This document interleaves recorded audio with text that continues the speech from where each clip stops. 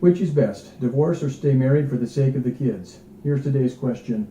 Do you think married people should be able to get a divorce if one or both sides no longer love the other, even if they have a child or children? Or if they have children, they should only be able to get a divorce if there's violence? Well, here's my answer.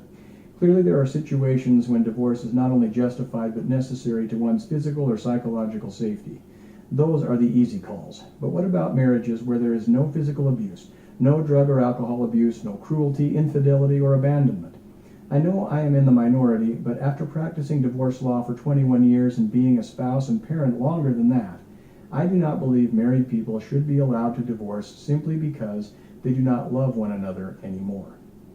I see the purpose behind no-fault divorce. No-fault divorce means anyone can divorce without having to prove his or her spouse has committed a fault that warrants divorce. But I don't believe those who passed no-fault divorce laws foresaw the unintended consequences of their actions. No-fault divorce has caused too many people to give up on marriage too soon.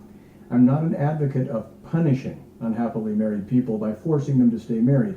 I'm just saying that too many people believe the quote-unquote solution to being unhappy while being married and or unhappy with the marriage is divorce, when in fact divorce is not the answer. Indeed, many people who divorce later realize that they made a mistake. Divorcing when you have young children is, frankly, often worse for the children than living with parents who don't like or love each other. The argument that it's better for children to have their parents divorced and happy instead of married and miserable is not true of every child. Should divorce be permitted only in cases of physical violence? No. Traditionally, divorce was deemed warranted in many circumstances, including the following. These are known as the fault-based grounds articulated by Utah law.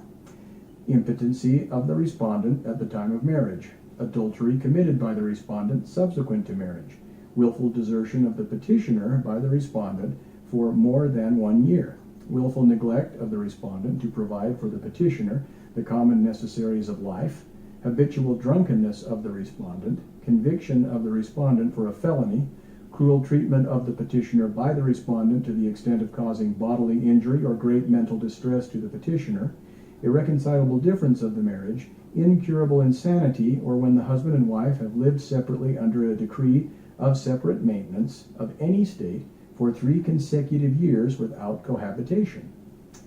There are clearly many good reasons for divorce, and they aren't limited to domestic violence and adultery, although those have always been good reasons and remain good reasons for getting a divorce.